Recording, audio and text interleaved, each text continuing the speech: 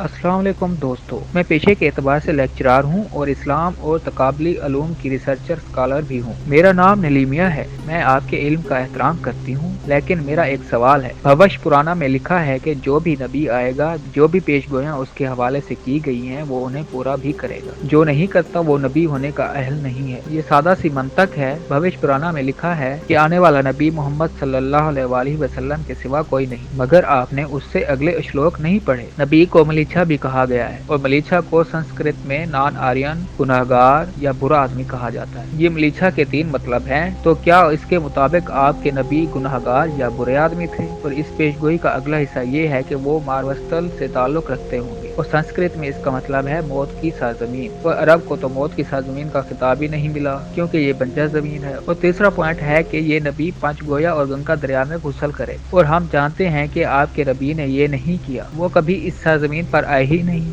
تو دریائے گنگا میں کیسے غسل کر لیے؟ دودھ، دہی، گھی، پیشاب اور گوبر ہے۔ اگر آپ مجھے قرآن پاک سے ایک بھی شواہد دکھا دیں کہ آپ کے نبی نے دریائے گنگا میں غسل کیا یا پانچ گویا میں غسل کیا تھا، میں اسلام قبول کرنے کے لیے تیار ہوں۔ ناظرین، یہ چیلنج ایک ہندو خاتون نے ڈاکٹر ذاکر نائک کو دیا تھا۔ اس کا کیا ارادہ تھا یہ معلوم نہیں، مگر الفاظ حتیٰ کہ امیز ضرور تھے، اور کوئی بھی ایسے الفاظ سنے گا تو لازم بات ہے کہ مذہبی جذبات مجروح تو ہوں گے، مگر علماء کرام کا معاملہ ذرا مختلف ہوتا ہے۔ ڈاکٹر ذاکر نائک نے یہ سوال سنا اور پھر مسکرا دیے، کیونکہ ان کا واسطہ ایسے لوگوں سے پڑتا رہتا ہے جو دعوت کے کام میں روڑے اٹکاتے اور طرح طرح کی باتیں بناتے ہیں۔ ان کو خندہ پیشانی کے ساتھ سن کر ان کے سوالوں کا جواب دے کر مطمئن کرنا ان کی ہدایت کا باعث بنتا ہے۔ یہی وجہ ہے انہوں نے بھی بجائے غصہ کرنے کے تمام سوالوں کے جوابات دینے کا فیصلہ کیا۔ کیا وہ خاتون سوالوں کے جواب سن کر مطمئن ہوئی اور اس نے اسلام قبول کیا، یا پھر اپنے دعوے سے ہی مکر گئی؟ یہ جاننے کے لیے ویڈیو کو آخر تک ضرور دیکھیں۔ پہلے آپ اس خاتون کا سوال سن لیں۔ Every prophet who comes in the name of God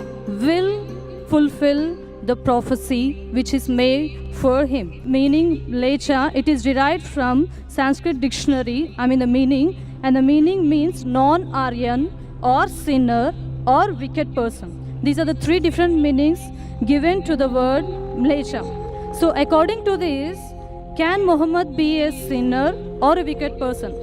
If you show me at least single reference from Quran wherein Muhammad has taken bath in all these 5 products, that is milk, curds, ghee, urine and cow dung, I am ready to accept Islam today.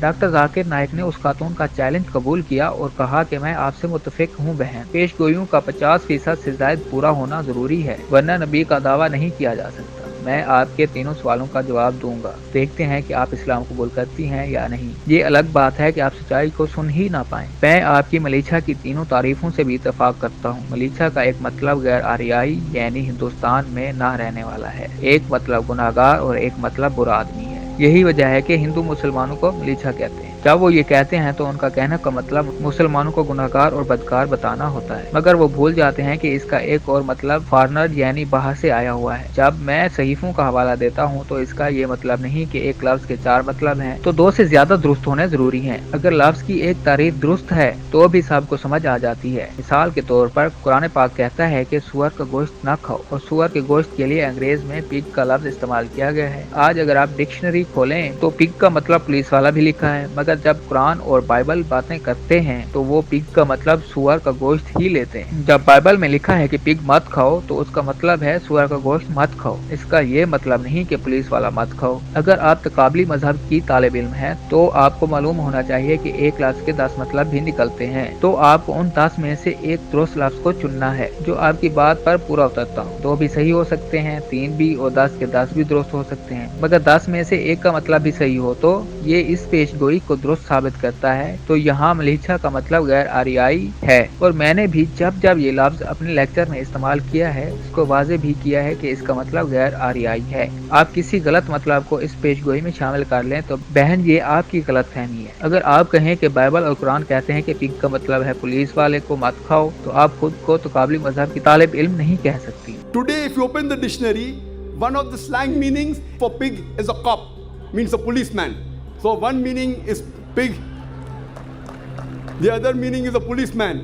But naturally the Quran and the Bible, when the Bible says in the book of Leviticus chapter number 11 verse number 7 and 8, in the book of Deuteronomy chapter number 14 verse number 8, and the book of Isaiah chapter number 65 verse number 2 and 5, When it says don't have pig, it doesn't mean don't have a policeman. If you are a student of comparative religion, if there are 10 meanings, even if one is correct, you have to choose the right one. 2 may be correct, 3 may be correct, all 10 may be correct. But even if one is correct out of 10, it can fulfill the prophecy. So here I agree with you, Sister. Malaysia does mean non-Aryan. To Indian, it will be a foreigner. And I said in my speech when I translated, a Malaysia means a foreigner. Now you want to go in the wrong way and say Malaysia means wicked here. That is a misunderstanding, sister. Doctor Zakir नायक ने उस खातून के दूसरे एतराज का जवाब दिया जिसमें उसने कहा था कि नबी का ताल्लुक मारवस्तल से होगा। इस पर जवाब देते हुए आपने कहा कि मैं आपसे मुत्तफिक हूँ कि मारवस्तल का मतलब मौत की सरजमीन है, मगर आपने मारवस्तल का दूसरा मतलब नहीं बताया जिसका मतलब है रेतली जमीन। आप डिक्शनरी दोबारा खोलें तो इस मतलब को देखें। मैं तकाबली मज़ाहिब का तालिब इल्म हूँ। मैं जानता हूँ कि मारवस्तल का एक मतलब मौत की सरजमीन है, मगर दूसरा मतलब रेतली जमीन भी है। तो आप क्यों एक गलत मतलब को अपने दलाइल में शामिल कर रही हैं? इसका मतलब है कि आप एक गलत सिमत में जा रही हैं। अगर आप दूसरे तमाम पॉइंट्स को देखते हैं जिनका मैंने जिक्र किया है और वो 100% दुरुस्त हैं, तो भी आपको सही मेनू का इंतखाब करना होगा। मारवस्तल के मैनी में से एक रेतली पटड़ी या रेगिस्तान है। Your second meaning Marustal. One of the Marustal I do agree. Mar means death, but the other meaning of Marustal in Sanskrit is a sandy track. You go back to the dictionary today and open. In our Islamic Research Foundation, we have a Sanskrit dictionary also, sister. I am a student of comparative religion. I do agree. One is a place of death, the other is a sandy track. So why are you taking the wrong meaning? That means you are going out of the way.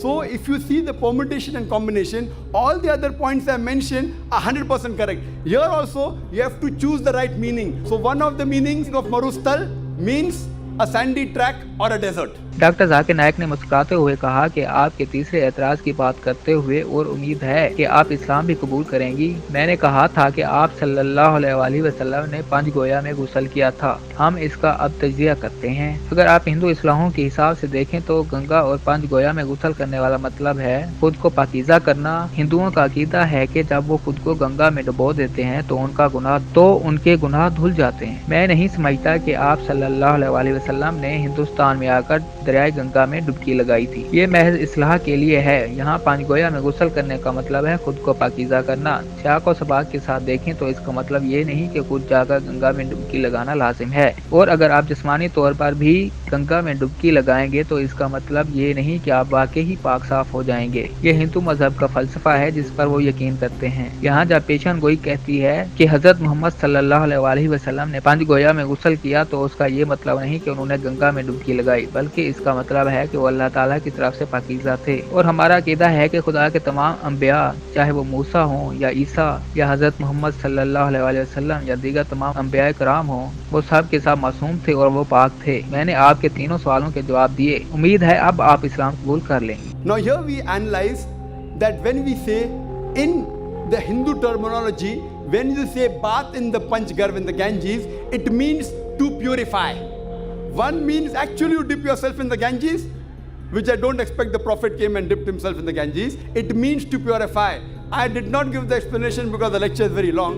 I can speak on this topic for the full day. I did not give details of everything. I can speak on each prophecy for another few minutes, even for us together.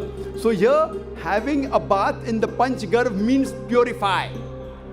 So depending upon the context, it doesn't mean a physical bath. नाज़रीन, उस खातून ने अपने challenge के बरअक्स फौरी तौर पर जवाब पाने के बावजूद इस्लाम कबूल नहीं किया, मगर डॉक्टर जाकिर नायक ने नसीहत का सिलसिला जारी रखा और उस खातून को अच्छे अल्फाज के इस्तेमाल की हिदायत दी। कहा बजाय ये कि अपने मतलब के अल्फाज हर जगह जोड़ दिए जाएं, उन्होंने हजरत का एक वाक़या बताया कि जब आप सल्लल्लाहु अलैहि वसल्लम ने दीन इस्लाम की तबलीग शुरू की तो उन पर अच्छा हयात तंग करने की भरपूर कोशिश की गई। उन पर तरह तरह के इल्ज़ाम धरे गए और कोशिश की गई कि दावत की राह में हर तरह की रुकावट डाली जाए। इसी दौरान आप सल्लल्लाहु अलैहि वसल्लम एक मरतबा सफर पर जा रहे थे तो रास्ते में एक अजनबी मिला और बात शुरू हो गई। उस अजनबी ने हजरत मोहम्मद सल्लल्लाहु अलैहि वसल्लम के बारे में बुरी बातें शुरू कर दी और کہا کہ محمد صلی اللہ علیہ وسلم بہت برے ہیں، نعوذ باللہ، وہ ایک خدا کے بارے میں سکھاتا ہے، اس کی بات مت سننا۔ آپ صلی اللہ علیہ وسلم تو اخلاق کے ایسے پیمانے پر ہیں کہ وہ اجنبی بھی آپ صلی اللہ علیہ وسلم سے متاثر ہوئے بغیر نہ رہ سکتا۔ وہ نہیں جانتا تھا کہ جس کی وہ بات کر رہا ہے اور جس کی برائی کر رہا ہے وہ آپ صلی اللہ علیہ وسلم خود ہیں۔ وہ شخص کہہ رہا تھا کہ محمد نعوذ باللہ بہت برے ہیں، مگر آپ بہت اچھے انسان ہیں، بہت مہربان ہیں، بہت پیار کرنے والے ہیں۔ پھر اس نے نام پوچھا تو آپ صلی اللہ علیہ وسلم نے نام بتا دیا۔